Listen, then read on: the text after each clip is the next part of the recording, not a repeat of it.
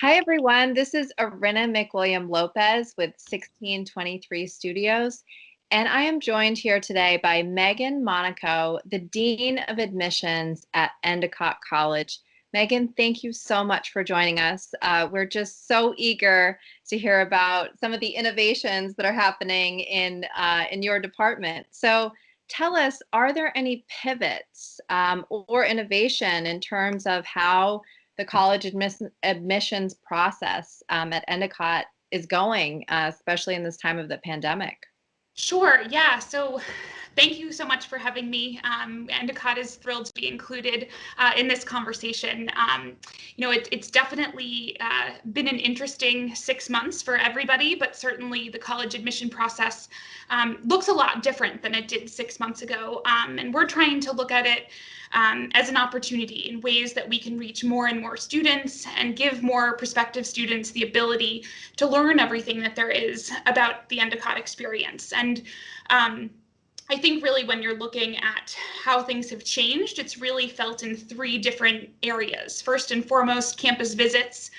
They don't look the way they used to. We're limited in the amount of students that we can come have visit campus at once. We're typically limited to about 10 people per tour at the moment.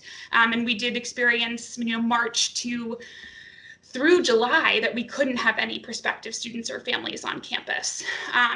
So we have done a lot virtually. We've done virtual tours, we've done information sessions virtually, interviews are virtual now. So a student who might not have been able to visit campus for that interview can just do it from the comfort of their own home now, which, again, we're trying to look at as a positive rather than a negative through this whole process. We also typically, the admission cycle is one where we visit high schools and go to college fairs throughout the year, but in particular the fall, that's very heavy. And this year we're doing that all virtually. So high schools have also pivoted to offer virtual visits for their students and families. And now families can participate. When it was typically during the school day, now I can have a conversation with a family at 6 or 7 o'clock at night. So we've opened that up a little bit. And then the final aspect of what has changed is really the test optional piece. And that's really, I know, made a lot of headlines and has been in the news and media quite a bit. Endicott has, been a test optional institution for about the past 10 years or so, maybe a little bit less. We did still require test scores for some specific academic programs, but due to the lack of testing, we don't want to put any more pressure on students and families. They're already feeling enough. So, we've moved to a full test optional policy, as many institutions have. Some have made that a permanent change, others have made that a temporary change, but that's one thing that is pretty prevalent across all colleges and universities at this point is that test optional piece.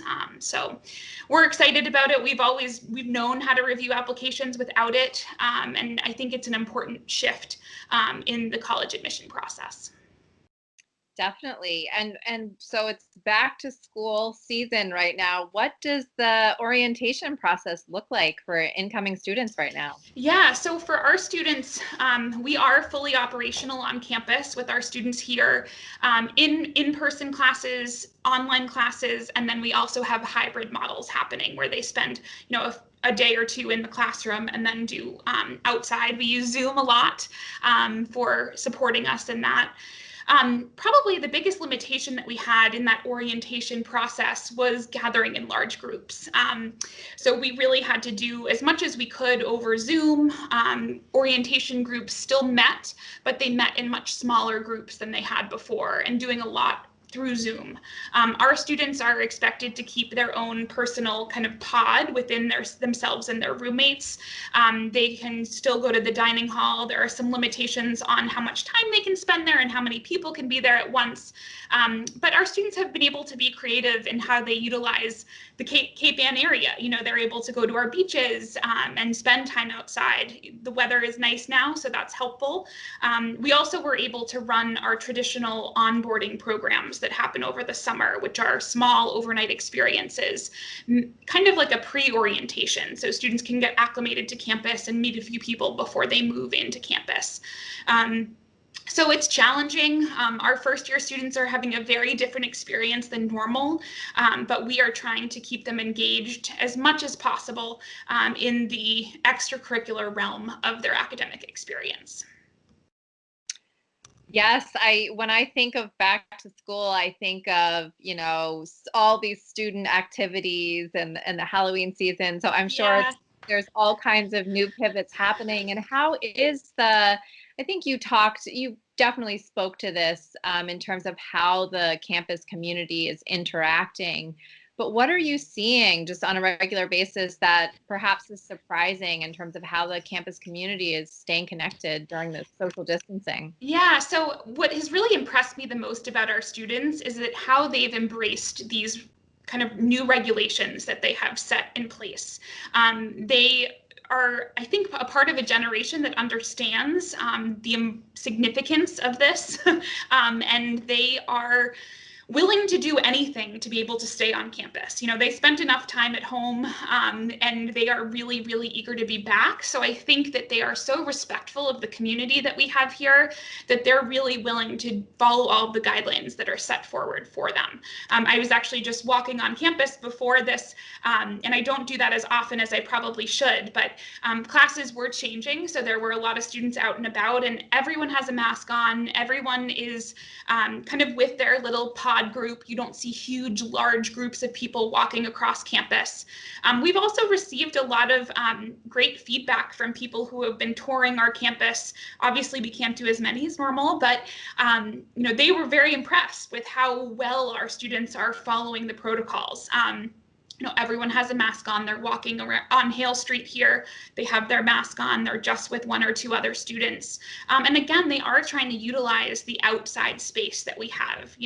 Our campus is beautiful, right on the water, trying to get a few extra beach days in before the weather turns cold. But they're definitely impressing many of us with how well they're following guidelines. And certainly it's challenging, but our message to them is it's not going to be permanent. We hope we can ease up some of these restrictions.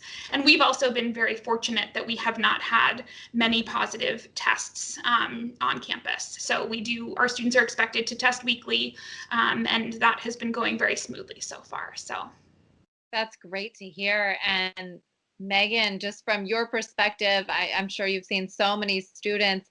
Do you have any inspiring calls to action or just words of inspiration for young people considering college right now?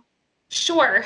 So I think first and foremost, I know this is not the way you ever anticipated your college search to happen or your college application process. I would embrace that. I would embrace the opportunities that are being created for you. We're all in the college admission world working really hard to come up with ways to convey our communities to you so you can best assess what's going to be the right fit.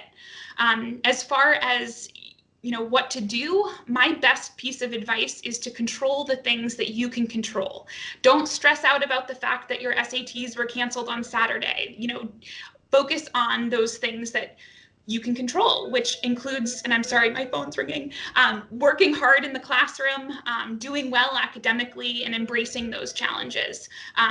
That's really going to set you up for the most opportunities in the future. So worry about the things you can control.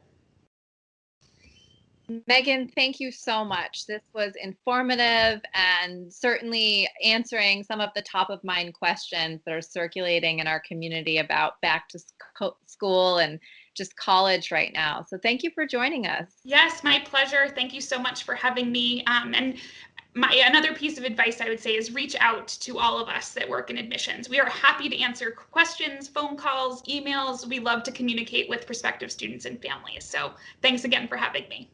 Thank you so much, Meghan.